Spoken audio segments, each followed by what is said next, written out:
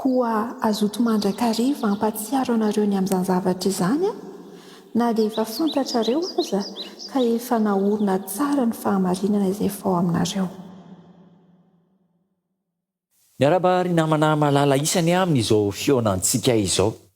Manonona ny fiadanan'ny tompo aminao tsirairay avy, any atokantrano, any anaty fiara fitaterana, any ampiasana, any ampianarana, eny an-dalana, amin'ny toerana rehetra satria be dia be nareo, tena be dia be manaraka an'izao fandarana izao.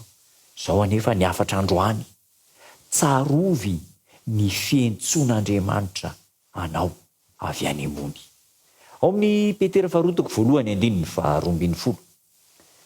Petera faharotoko voalohany andininy faharoambin'ny folo manao hoe koa azoto mandrakariva ampahatsiaro anareo ny amin'izany zavatra izany aho, na dia efa fantatrareo aza ka efa naorina tsara amin'ny fahamarinana izay efa eo aminareo.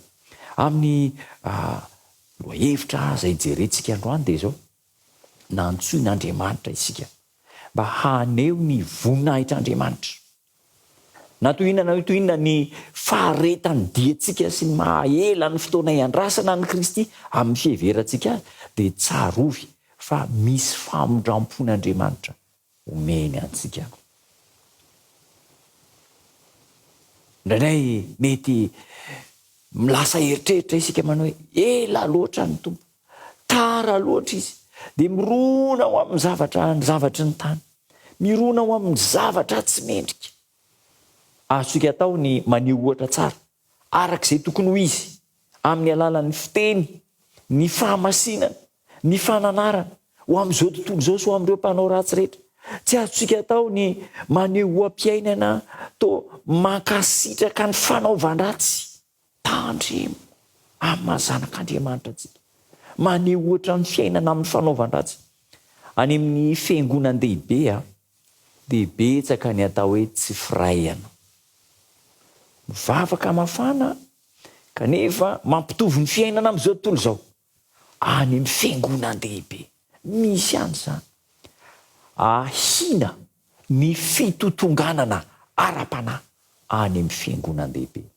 Noho ny abetsaky ny mambra ao anatin'ireny fiangonan-ireny, be dia be ny mambra ao anatin'izy ireny, dia mirona kokoa makany amin'ny atao hoe tsirambina, négligence, makany amin'izany tsirambina izany ny akabetsahan'ny mambra, ary sarotra ny manitsy sy miteny azy fa dia saromana fotsiny hoe ampirisio atoky an'i Jesosy anahaka ny famonjena ny zava-dehibe. Tsy misy maharatsy izany fa ny famonjena raisina amin'ny alalan'i Jesosy Kristy dia tsy maintsy misy akony eo amin'ny fiainana, eo amin'ny fomba fiseho, eo amin'ny fiainana andavanandro. Na tsy tsara aza nefa ny toe-javatra misy antsika dia azotsika atao mandrakariva ny voalohany indrindra miambina sy ny mivavaka ary miasa teny anankitelo manan-danja eo amin'ny fiainan'ny zanak'Andriamanitra. Miambina koa miambena ianareo, mivavaka, mivavaha mandrakariva mba tsy hidirinareo mifakapana, ary miasa fomba telo ampahamasaka sy ampahamatotra ny zanak'Andriamanitra amin'izao fotoana farany mahabe ny faharatsiana izy. Betsaka ny faharatsiana satria mampitombo ny heriny arak'izay tratra isa-tany. Kanefa izao nanolotra ny aino antsika Kristy mba ahafahantsika manana fiainam-boninahitra miaraka aminy. Ho hita eo amin'ny tanany ankavanany mandrakizay ny mariky ny fantsika izay nanomboana ny Kristy mba ho fanavotana antsika. Ry namako, mivonona ho amin'ilay fiainana ho avy mandrakizay, ary tsy ho ela intsony raha mahatoky isika dia hita ny vavahadin'ny tanànan'Andriamanitra misokatra mba hidiran'ireo izay niazona ny fahamarinana ka handray ny lova mandrakizay. Tsarovy fa avy any ambony fiantsonanao, dia hivavaka isika. Sotra Tompo fa mavesa-danja ny afatra ao anatin'ny fotoanan'ny faharatsiana tanteraka eto amin'izao tontolo izao izay, kanefa nantsoinao avy any ambony, nomenao ny taridalana manokana izao vahoaka farany izao.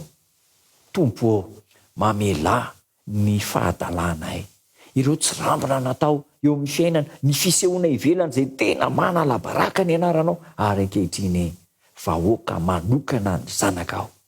Arovy, deriso, amasiny mandrakariva ny fiainanay amin'ny anaranao Jesosy Tompo. Amen.